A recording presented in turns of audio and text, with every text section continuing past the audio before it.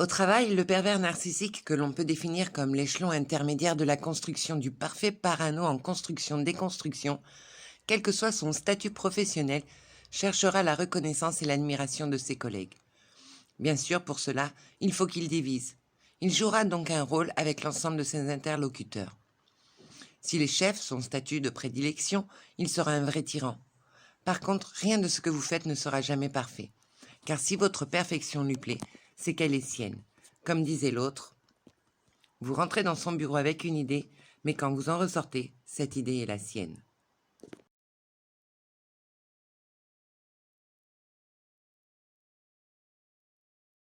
Quelques exemples de relations toxiques ou perversions au travail. Première situation. Au cours d'une réunion de cadres devant le conseil d'administration d'une grande association locale, le directeur explique, en présence de la comptable concernée, qu'il a fait une économie de 26 000 euros cette année en la recrutant.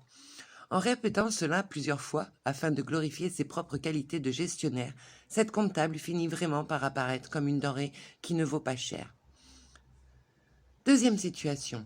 Prenons encore la situation de cette réunion de cadres en présence du conseil d'administration au cours de laquelle sont présentés les bilans d'activité de l'association.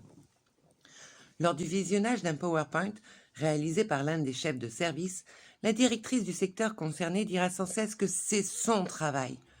Pourtant, lorsque le PowerPoint ne fonctionne plus, parce que du texte aura été modifié par elle-même ou par le directeur de l'association, alors ces deux personnes se tournent vers le chef de service, qui lui avait fait un travail au rendu très communicant.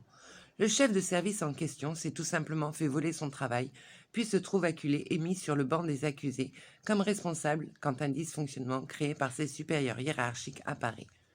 Il subit donc des humiliations publiques et du discrédit.